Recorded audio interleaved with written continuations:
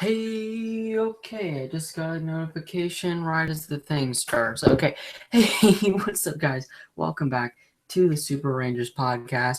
It is just me today. It's a more relaxed episode today because this week, since there's no Power Rangers is back on hiatus again in between seasons. I decided to do a little fun episode today. I was going to do a very, very big episode of the podcast that would have taken some guests and some help.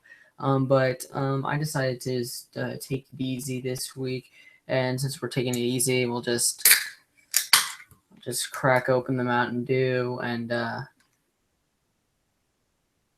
let's get started. So today, in honor of the new Orange Ranger and Doubutsu Sentai Zyuohger, I decided we could do something a little fun and do a History of Orange special. And after all this, once we get to the new Orange Ranger, I'll review the episode of Zyuohger, episode 38, where basically we see a lot of Bud or Bard or whatever the heck you want to call him.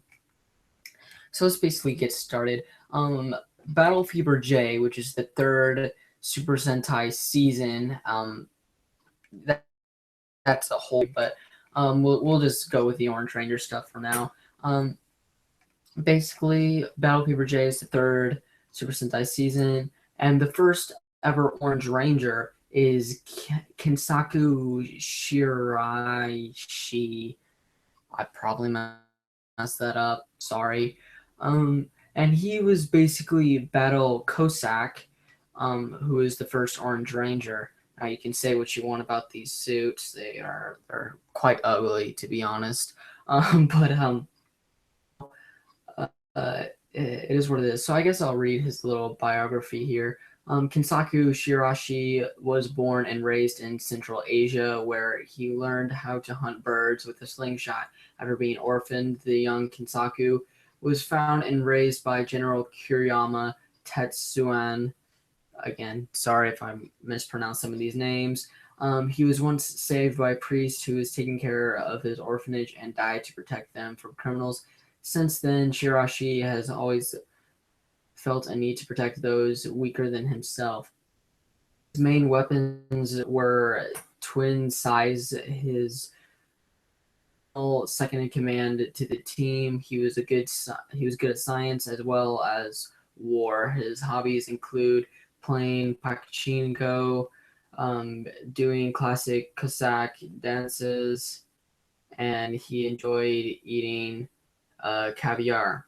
And then death. So basically, this Orange Ranger died. The Kensaku left Big Baser without his Battle Cossack suit to spend time with Mayumi, the daughter of his mentor, a researcher with the Defense Department. The Cutmen kidnapped Mayumi while Kensaku left to get shaved ice for them. Cornered and without his uniform, Kensaku dodged fire and got Mayumi away, but he was still held at gunpoint bravely. He went on a suicide run of attack and he was repeatedly shot. His friend Makoto Jin came to the rescue. Kensaku's battle suit was brought to him, but it was too late. He died surrounded by his team and Mayumi. Makoto took Kensaku's uniform for himself and replaced him on the team and to avenge his friend's death. So basically, he died in line of battle, and as the before mentioned Makoto Jin replaced him. There's basically, we read his a little bit of his biography here. A scientist who trained in the defense ministry along with Kensaku, he joined the Battle Fever to avenge the death of his friend Makoto. To avenge his friend. He is not Makoto because Makoto is Makoto.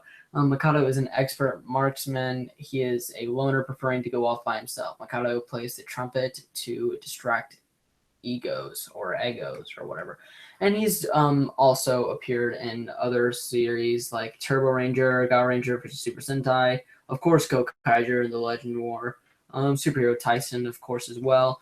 And Yeah, so that's basically Makoto Jin. And since then, there was a huge, huge wait from Orange Rangers, at least in Sentai.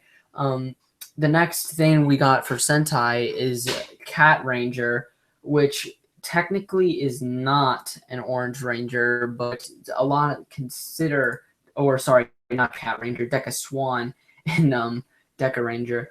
But in America, she is Cat Ranger, but some consider her to be an Orange Ranger. So yeah, we'll give her her little biography. She's Kruger's assistant from the planet Kingo. Though Swan herself is half human, she is the one who provides the Deca Rangers with their arsenal and constantly amazes the others with her amazing intellect. Swan can transform into Deca Swan, although she says it is her policy to only do it once every 4 years. In episode 49, she attempts to transform again when a Batstroid breaks her center. It has been suggested that Doggy and Swan may be more than just friends, but they both would hastily deny it. Her surname is Shiratori.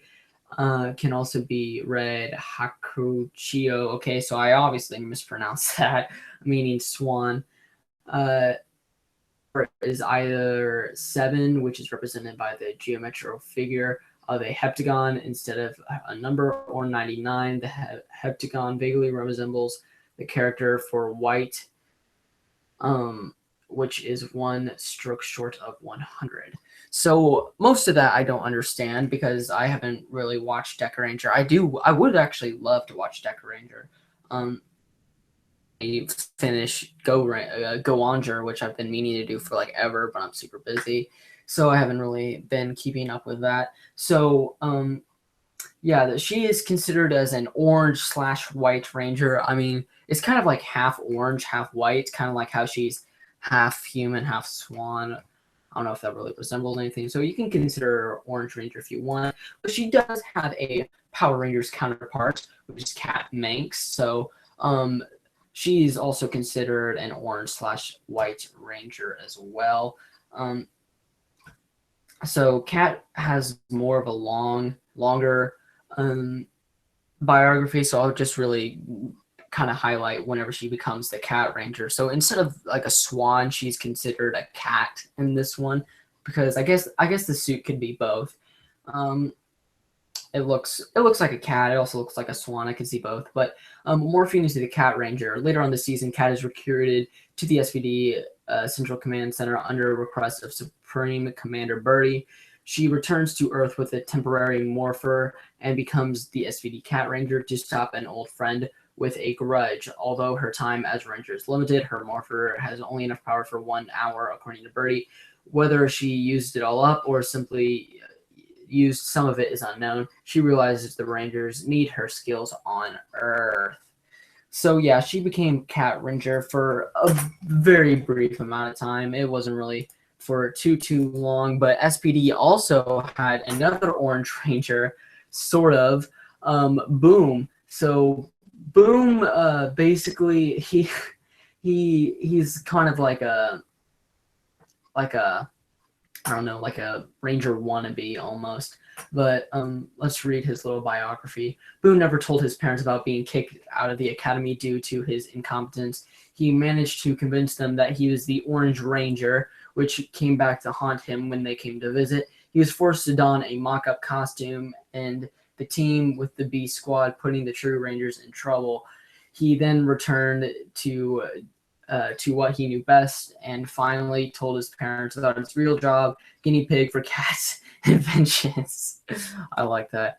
But whether Boom later actually did become the Orange Ranger is unknown, because Boom appears briefly in his Orange Ranger guise in the Nintendo DS version of Power Rangers Super Legends. He is also seen as a playable character unlocked by getting all the Omega Crystals in every stage. So that means it is very possible that Boom actually did become the Orange Ranger in the future, because the Omega Ranger obviously picked him up. He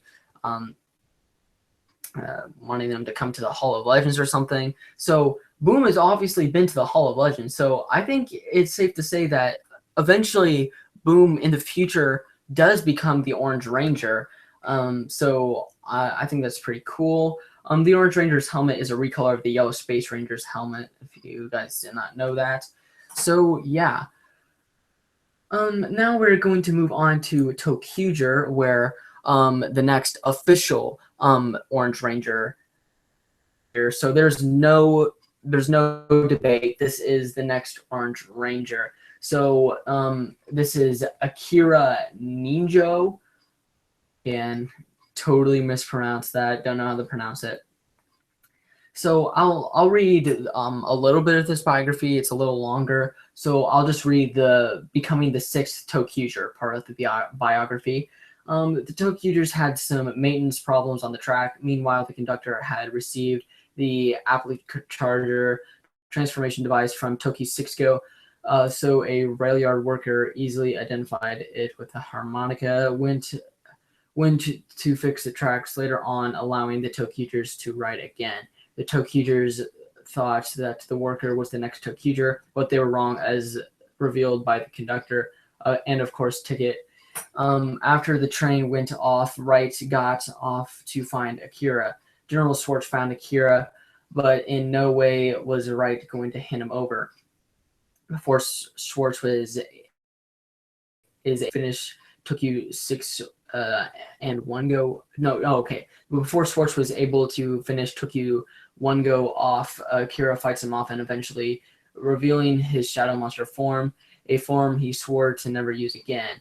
He escapes off with Wright and tends to his injuries. Akira reveals his story with Wright knowing why Akira was so lonely.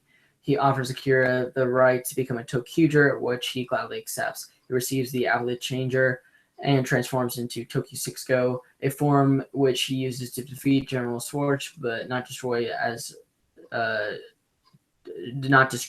Schwartz escaped back to the Shadow Line. After the fight, Akira faints and thinks he's dead, but Tokati picks him up. Akira returns the Applet Changer and the build ratio leaves. It is revealed that the rain stopped after his transformation, the power of light and imagination curing him of his cursed power. Let's see, is this important? I don't know. I think you get the general gist. That's kind of his origin story, and he does later come back in things like the Ninja crossover. He also appears in Super Animal War, which was Zyuohger's little anniversary type thing, and yeah, that's pretty much it. Let's go back up and then we're going to go to the most recent Orange Ranger, which is Bud or Bard. I mean, I don't know. The sub that I watched called him Bard, but the wiki calls him Bud. So for this purpose, I will call him Bud. So Bud has been this like character who has been on and off in the show. He's kind of one of these mysterious characters, and we don't really know too much about him. It is later revealed that he has some history with, I believe, is Yamato's father. Basically, whenever he became... Okay, so let's go to whenever he becomes the Orange Ranger, because I could be reading for like minutes upon minutes about Bud, because there's like so much stuff. So if you want to learn more about Bud, definitely go to the wiki and check it out. But I'll basically just give you the parts where he becomes the Orange Ranger. Bud witnessed this Joaquin activate and combine with Cube Octopus in their fight against the Saguli brothers. The Zyuohgers, having been alerted to sight of a new Zyuohcube by Larry, sensing another malicious presence, Bud took off and ultimately caught up with Yamato, finding him at the mercy of another Sagul. Again, I don't know how to pronounce some of these names. Bud stepped in to defend Yamato, but was soon overpowered. Producing his King's credential, Bud pleaded for it to grant him the strength he needed to protect Yamato, resonating with Bud's wish. The remaining King's credential became the Zyuohger Changer final, allowing Bud to transform to Zyuohger Bird for the first time. He aids Yamato in battle with the two Seguli brothers, and they beat them together with a riser spinning slash. At the end of the episode, he basically leaves, and they don't know if he's going to come back or not. So I guess I'll just go on to my review of the episode.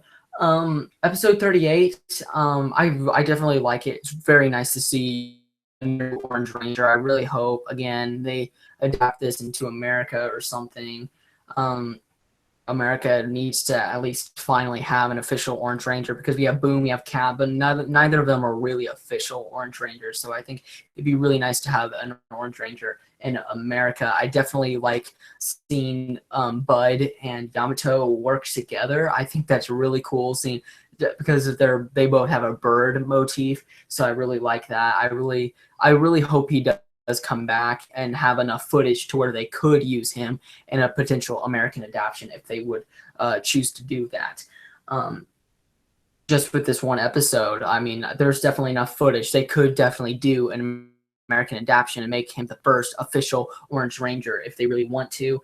Will they do that? I don't know. I'm part of the production team. We would use as much footage as I could to make sure that we finally have an Orange Ranger in Power Rangers. So overall, that's kind of the history of the Orange Rangers. The latest season, the newest season of Super Sentai, Uchuu Sentai Kyuranger, is rumored to have 9 Rangers, so that's definitely another opportunity to have a new Orange Ranger as well, because with 9 Rangers, I mean, there's so many different colors you can use, so I definitely think having an Orange Ranger in the next season of Super Sentai Uchuu Sentai Kyuranger is definitely a possibility. That's the theme Super Sentai will be joining Kamen Rider EXA whenever Zyuohger goes off the air. And I'm really excited for that because, again, like a space theme, that we haven't really seen that in a while, especially in Super Sentai. I don't really know if we've really had a space theme Super Sentai, at least not a main space theme Super Sentai. I think the last Power Ranger we had was Lost Galaxy, and again, other seasons have had space elements, but not really like a space theme. So I'm really looking forward to Kyuranger to see what it has to offer, maybe even have another Oranger and stuff.